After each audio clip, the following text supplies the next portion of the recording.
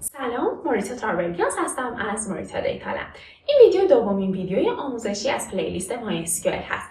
توی این ویدیو یاد میگیریم که چطور از طریق پایتون به MySQL وصل بشیم و یه سری دستورات پایه‌ای مثل ایجاد کردن جدول، ایجاد دیتابیس یا دستوراتی مثل اینسرت، سلکت، آپدیت و دیلیت رو با هم میبینیم. اگه هنوز کانال رو سابسکرایب نکردین، اول از همه سابسکرایب کنین و زنگوله رو فعال کنین تا از ویدیوهای بعدی کانال مطلع بشین.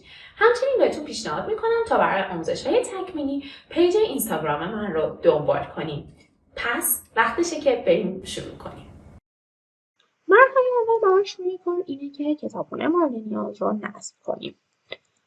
خب برای این کار میایم اینجا با استفاده از دستور پایپ اینستال میکنیم کتابخونه مورد نیاز رو که اسمش MySQL کانکتور هست.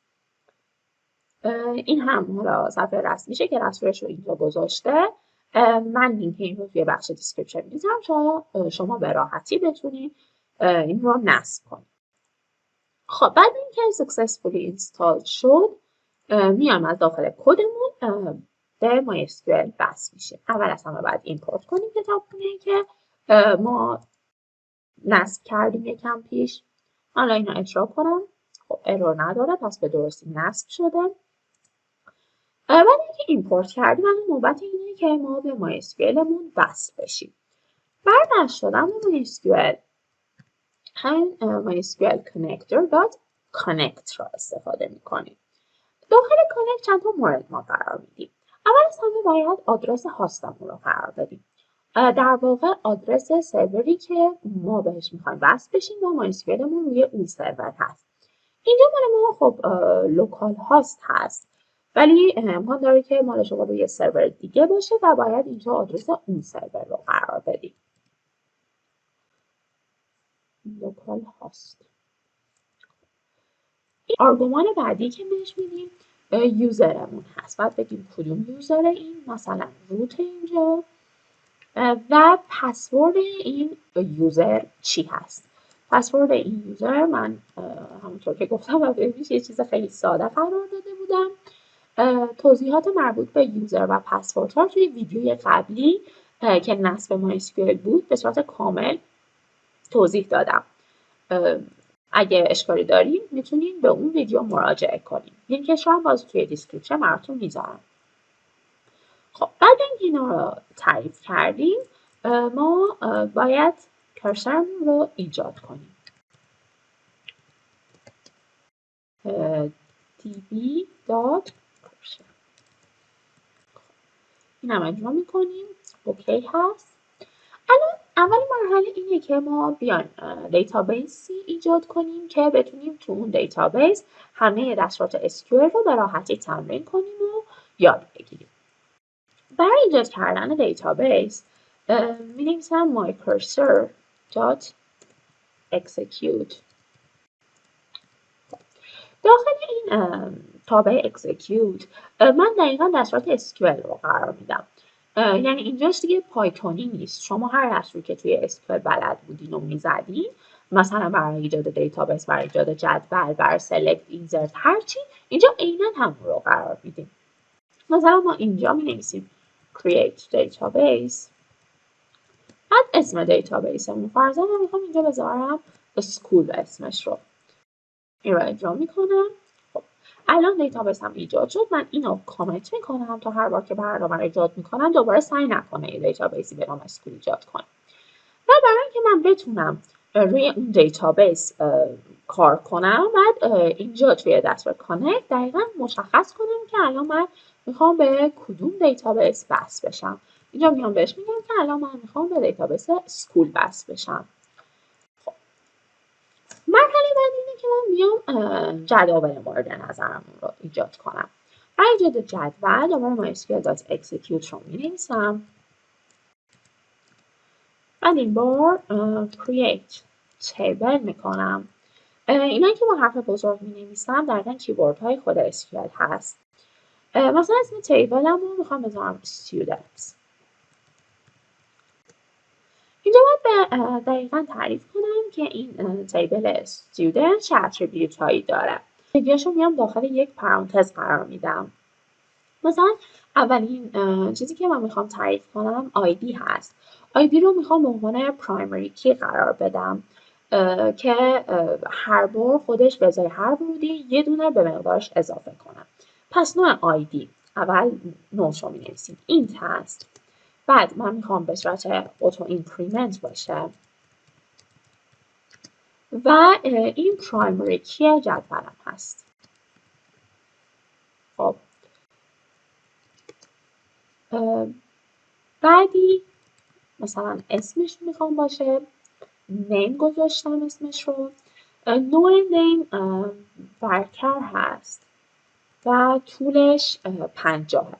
حالا ورکر رو میتونین یه چیزی تو مایه های استرینگ در نظر بگیرین توی زبان های برنامه نویسی و این عدد 50 که من داخلش نوشتم طولش هست. و یه مقدار دیگه که میخوام قرار بدم ایجش هست. ایجش هم مثلا از نوع اسمول اینت قرار بدم. اگر شما با این نوع داده ها خیلی آشنایی ندارین، بهتون پیشنهاد میکنم بیان به صفحه ریفرنس مانیول MySQL و اینجا بخش دیتابیس انواع داده هایی که توی MySQL میتونه موجود باشه رو اینجا آورده و راجبشون توضیحات داده. مثلا برم به بخش numeric data types. اینجا اگه برم بخش integer types ببینید که اینجا دقیقا نوشته که برای اینتیجر مثلا چند نوع داره. تاینی اینت داره، سمول اینت داره، میدیوم اینت داره، اینت داره و بیگ اینت داره. اینکه هر کدوم از اینا طولشون چقدره، چه عددهایی رو پوشش میدن رو اینجا توضیح داده و شما میتونین بیاین اینجا بررسی کنین و با توجه به اون تصمیم بگیرین که چه نوعی رو میخواین برای اون ویژگیتون قرار بدین. من باز برای دسترسی سریعتر لینک این رو هم توی دیسکریپشن میذارم. خب الان این رو اجرا کنیم. این هم اجرا شد. بعد اینکه اجرا شد این رو هم کامنت میکنم تا دوباره تو دفعات بعدی سعی نکنه ایجاد کنه. الان میخوایم شروع کنیم که دستورات insert, select, update و delete رو روی این تیبلمون ببینیم و یاد بگیریم. هر دستور insert من دوست دارم که اینا رو جدا جدا بنویسم، یه سطری ننویسم که بهتر متوجه بشیم. اولین دستور SQLی که برای insert مد نظر هست. می‌نویسیم insert into بعد اینجا اسم تیبل رو میاریم. مثلا اسم تیبلمون اینجا students هست. بعد مقادیری که باید وارد بشه. آیدی که اوتو اینکریمنت بود، ما فقط name و age رو باید وارد کنیم. age. بعد اینجا می‌نویسیم values می‌نویسیم درصد s و درصد s. بعد به جای این درصد s ما مقادیری که قرار پایین تعریف کنیم اونا رو جایگزین می‌کنم. و اینجا حالا values رو من تعریف می‌کنم.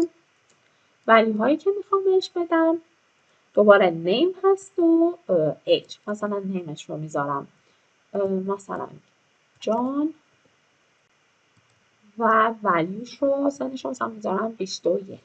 می‌نویسم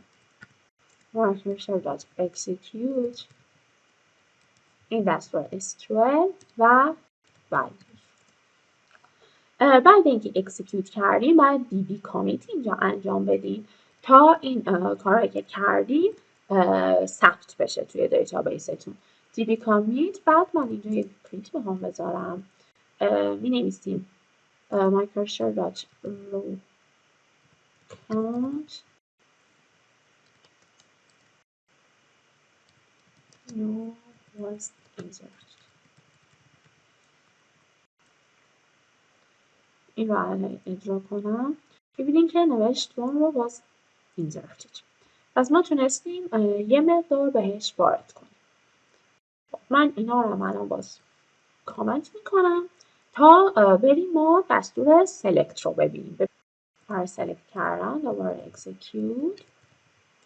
خب دستور select فرضاً می‌نویسیم select. اگر نویسیم select star همه چیزهایی که هست رو براتون برمیگردونه. select the star of student. خب اگه این دستور رو بنویسین هر چیزی که توی تیبل student هست براتون برمیگردونه. خب ما اگه بخوایم این رو پرینت کنیم نویسیم for x in my cursor dot fetch all. اینجا همه رو fetch میکنم. پرینت کنیم x رو. می‌بینیم که ما تونستیم اینو بگیریم. این عدد یک آیدیش هست، این نیمش هست و این ایجی هست که ما براش وارد کردیم. اگه دوباره من برگردم این بالا یه سطر دیگه اینسرت کنم، مثلا این بار اسمش رو بیام بذارم اندی با سن مثلا 24. خب دوباره این رو اجرا کنم می‌بینیم که الان سلکت دوتا سطر برام برگردون و آیدیش که اوتو اینکریمنت بوده اولی یک دومی شده 2. اینا مقادیری هست که من براش انتخاب کردم. میتونین داخل سلکت یک دستوری بذارین که دقیقا بهش بگین که چی رو براتون بگردونه. در این حالت بعد از کیورد ور استفاده کنین. مثلا اینجا میام مینویسیم ور. فرضاً شما فقط میخواین اطلاعات دانش آموزی رو بگیرین که اسمش اندی هست. اینجا می‌نویسیم نیم مساوی اندی.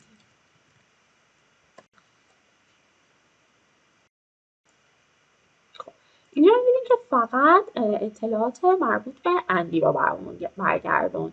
دیگه جان رو برامون برمیگردون. این هم دستورات مربوط به سلکت بود. الان بریم سراغ آپدیت.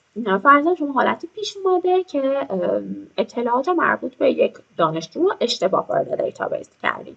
فرضاً سن اندی 22 بوده، شما 24 وارد کردین. الان میخواین این مقدار رو تغییر بدین. برای این کار باید از دستور آپدیت استفاده کنیم. دستور آپدیت به این صورت نوشته میشه که داخل این دستورات SQL رو قرار میدیم، می‌نویسین آپدیت، بعد اسم جدولی که میخواین آپدیت کنین students، بعد set کن چیو age رو مساوی 22 برای کدوم سطر؟ برای سطری که نیمش اندی بوده. باز این دستور آپدیت اسم جدول، بعد میگیم چی رو عوض کن، میگیم ست کن ایج رو بکن 22. بعد برای چی ایج رو بکن 22؟ برای سطری که نیمش اندی تعریف شده. بعد اینکه این کار رو انجام دادیم می‌نویسیم db.commit. ما اگه بعد این بیایم سلکت رو قرار بدیم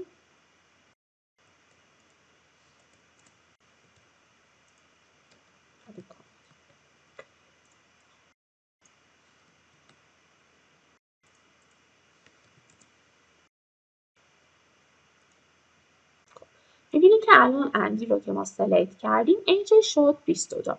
پس دستور آپدیتمون به درستی کار کرد. پس این هم از دستور آپدیت. الان یه دستور دیگه که میخوایم ببینیم دستور دیلت هست. دستور دیلت یکم دستور خطرناکه.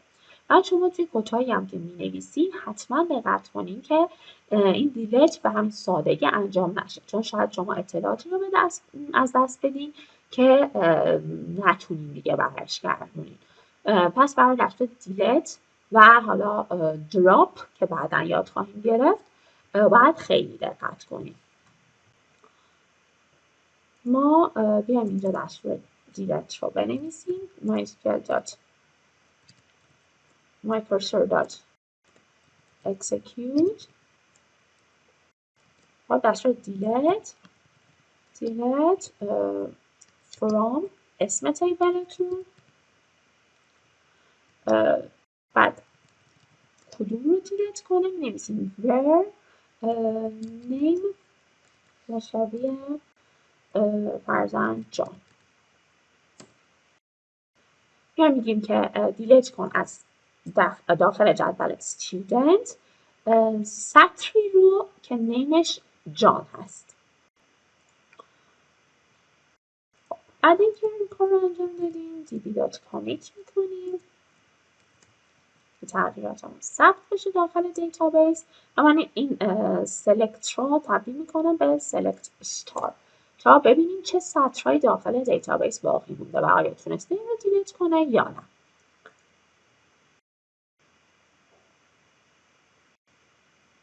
خب میبینیم که من اینجا student رو اسمش رو نذاشته بودم، خطا مربوط به اونه، میگه که student وجود نداره. دوباره اجرا میکنم. خب میبینیم که الان فقط یک سطر توی دیتابیس باقی مونده و اون هم سطر مربوط به اندی هست و سطر جان حذف شده و دیگه نداریمش. به آخر این ویدیو رسیدیم. توی این ویدیو دستورات پایه‌ای مثل ایجاد کردن یک دیتابیس، ایجاد جدول، بعد اینسرت کردن، سلکت کردن، آپدیت کردن و دیلیت کردن رو دیدیم. توی ویدیوی بعدی دستورات پیشرفته تری مثل جوین کردن، بعد اوردر بای، گروپ بای، اینا رو خواهیم دید. پس راجع به این دستورات پایه‌ای هر سوالی یا اشکالی دارید میتونید توی بخش کامنت ها از هم بپرسید.